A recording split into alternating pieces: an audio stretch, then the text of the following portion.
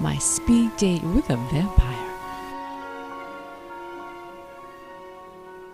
Speed dating sucks. But what choice do I have? I haven't been on a date for so long my high heels have cobwebs. My editor says that's why my last book tanked. Oh, I'm so out of touch. Hey, I wear bunny slippers at my day job, not stilettos. You said you write sexy books? A loud burp from the guy ogling me. I sticker. I write romance novels with hunky vampires. You up for some research later? Call me when you grow fangs.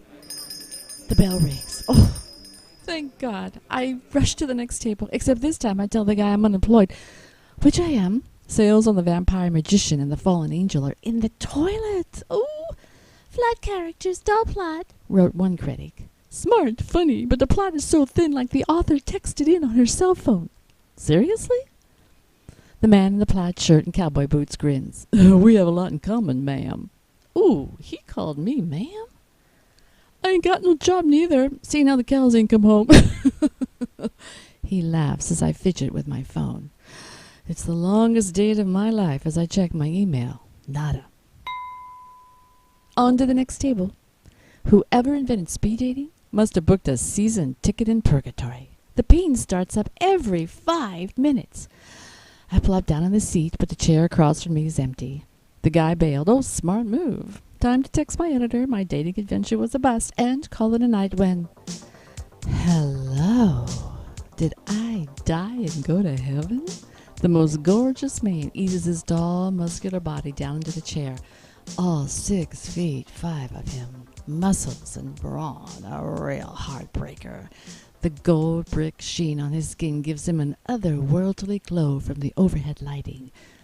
A black tank top rips across his chest so tight I swear I see his muscles straining underneath.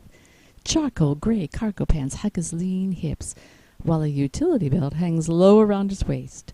Black cap, heavy boots, the man looks like he's ready for war. I can't turn away.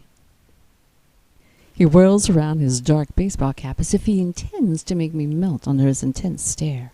A shock of black hair hangs lazily on his forehead. 2, maybe 3 days of black stubble darken his jaw, telling me he's a man on the move.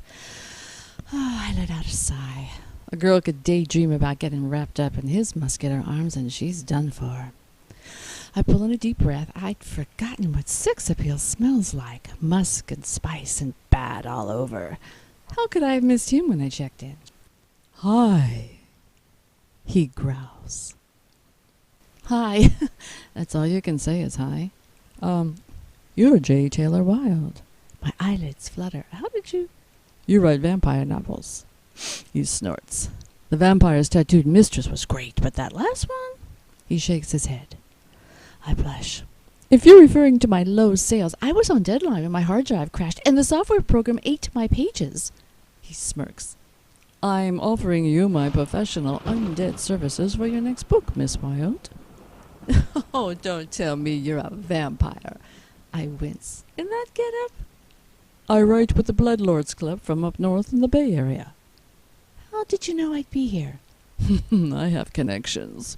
Oh, I'm not asking. He's drop-dead handsome with that midnight blue bad boy look in his eyes that intrigues me. I gather he's not the type to drop his fangs or his pants around just any girl. Not that I believe in vampires, but I like my men with an alpha stripe running down their spine.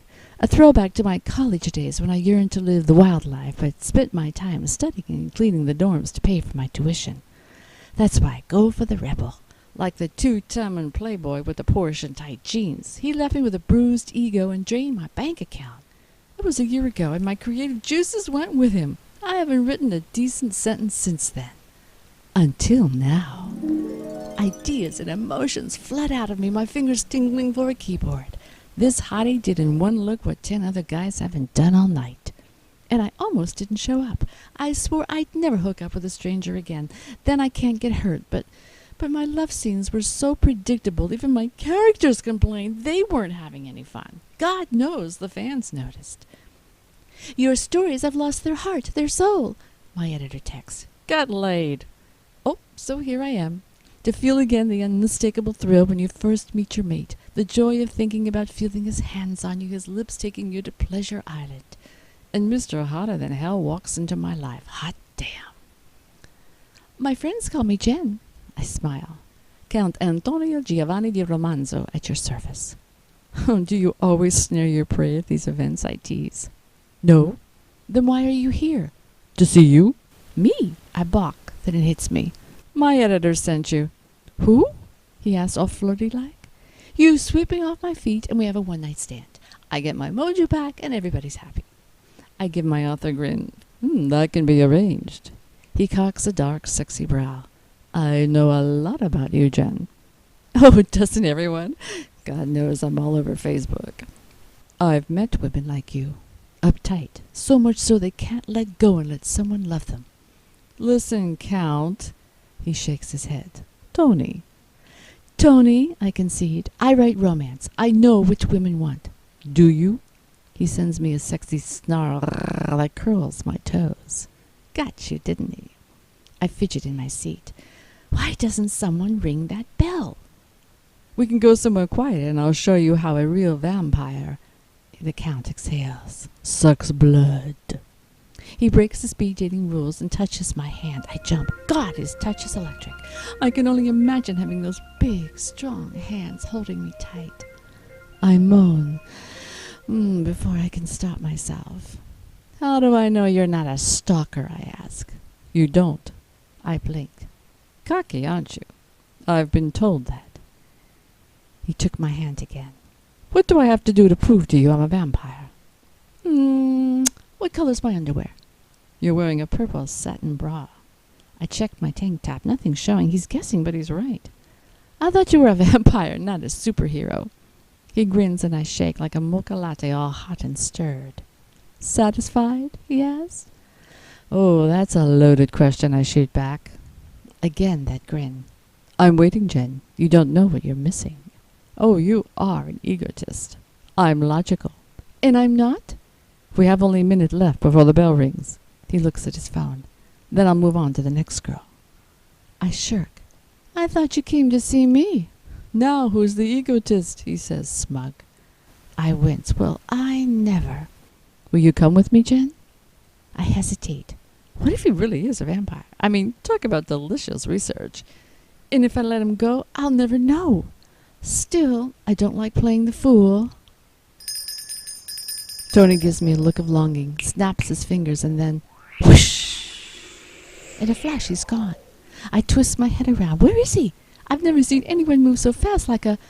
Oh, double fudge looking good. So he is a vampire. Then I see him, across the room with a gooey-eyed brunette.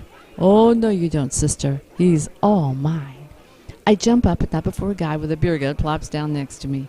Bud, you want to get it on? The party's over, buddy. He protests, but I'm not listening. 2 long strides later, I tap the girl sitting next to my speed date on the shoulder. This dance is taken. Myth, she sticks out her lower lip. Says who? Says J. Taylor Wilde. I strike a pose. I need him for research. Tony shoots me a hungry grin, and that look of his sets me on fire all the way down to my toes, then shimmies back up to my flaming cheeks. It's all going on in his eyes, pulling me into their dark depths and keeping me there swimming for my life. Time to ride, Jen. Ride? Before I can grab a breath, he picks me up and we swoosh through space. I find myself in the back of his big old motorcycle, my breast pressed against his strong back, my arms around his waist. Then, soon, we're off. We jam over a pothole and I hold on tighter, squeezing my eyes tight. Oh, yes, God, it's going to be a bumpy, I mean hunky night. My speed date with a vampire. Oh, I hope you enjoyed it. I certainly enjoyed bringing it to you. This is Jina Bacarr. Oh, and don't forget, put a little romance in your life. Read a romance novel. I'll see you next time. Bye-bye.